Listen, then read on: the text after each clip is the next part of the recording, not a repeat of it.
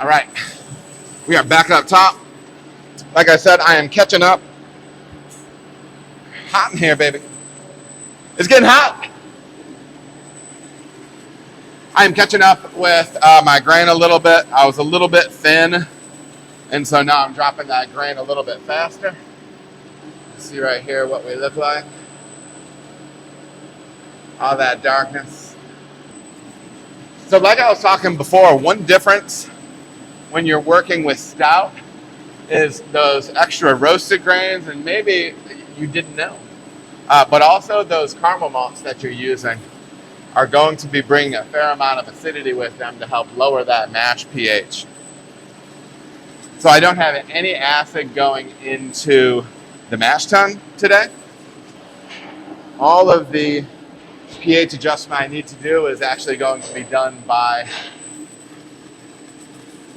the roasted malt and the caramel malt. So that's kind of cool. I gotta slow this water down some more. Getting out over my skis. I'm mashing at 166 today. For us, that should get me in the mid 150s. Everybody's system's going to be a little bit different, so that's why I kind of give that rest temperature rather than explicitly the strike temperature I'm using.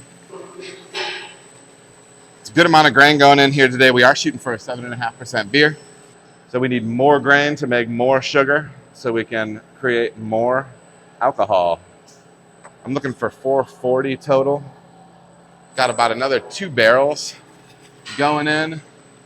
And I feel like I still got a fair amount of grain up here. Yeah, I do. I'm just tapping the grist topper a little bit. I turn the water down even more. Making sure I'm getting the last of my calcium chloride in there. I'm using calcium chloride only in this, no gypsum. I want to push up chloride on this beer. I'm targeting about 100 parts in the finished beer. I like to push chloride on almost all of my beers. I like a softer, rounder impression with them. We'll see how it goes. We have the rake completely buried at this point. You might start to see a little bit of grain starting to wreath, kind of create a little dry grain, creating a little wreath through here. So that means I need to speed my water back up.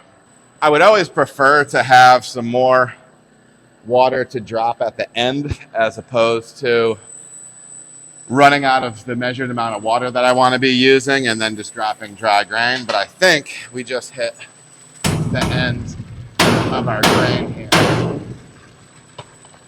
Making sure all that stuff is chased through. Close the gate. And now I'm just chasing my water through.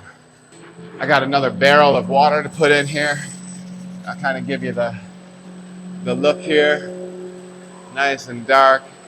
Water splashing in right there. What I'm going to do is I'm going to get the rest of the water in here. We're going to start our rest, and I'm going to start some of the in-between tasks that I do, and I'll keep you in the loop as we go.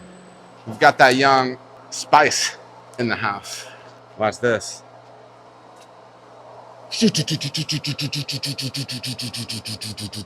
Pumpkin pie spice, baby.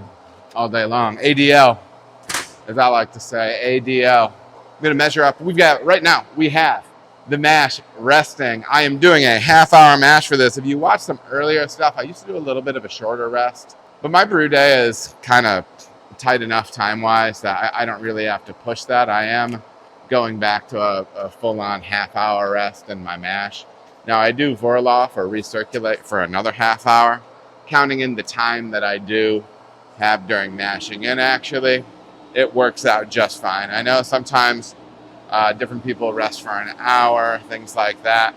I find by doing the half hour, actually, I honestly don't notice that much of a jump in efficiency, but it does slow down my morning a little bit, and I'm not hustling around as much as I usually do. And I find that is, anytime I'm not rushing, I feel like I'm a little bit safer in the brew house. So at the end of the day, it's ultimately about being able to go home when you're done doing this. So anyways, I'm going to grab the container and measure out the salts that I need for the kettle on this. So we talked about it a little bit before, but this is an unusual water build for me. Usually I will go chloride heavy which we did here, but sometimes we'll also have a blend of some gypsum in there.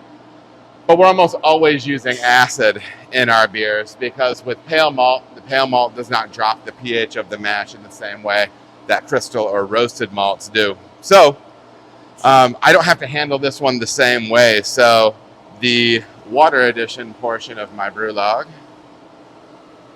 says no gypsum, some calcium chloride, no acid, but I'm also going to have a calcium chloride addition back here and an acid addition. I'm being interrupted by the Brewday. Let's go ahead and take a look at the recirc before we get back to the rest. We are not going to do this the way we usually do because we are not going to see this thing get clear. I'm turning this fine touch valve right here, and it's going to start dropping a really chunky, grainy wort through here.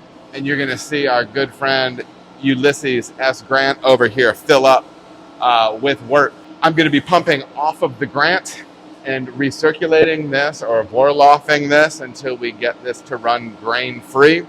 A lot of times I'll show you like a quick speeded up version of this and you can watch this thing get really clear.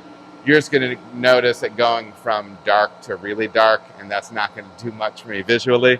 So I'm going to get this recirc going. I'll show you that, and then we'll jump back on the water chemistry stuff that we were just discussing. Just by putting my hand on the Grant, I'm over here, by the way. Just by putting my hand on the Grant, the top of it, I'm waiting for this to fill up, and then I will start this recirculation. Woo, pretty hot.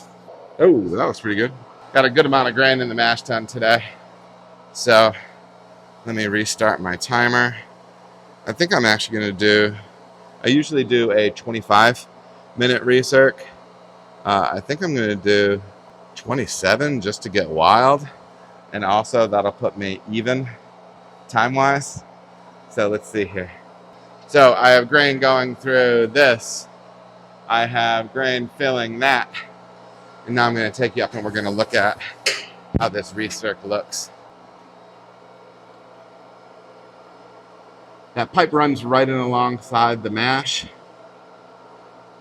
And it's just returning that wort. And then that grain bed is actually going to act as the filter, right? And over this time where I'm recirculating, the smaller grain bits will get caught up or filtered out through the mash bed, and I'm going to get clear wort. So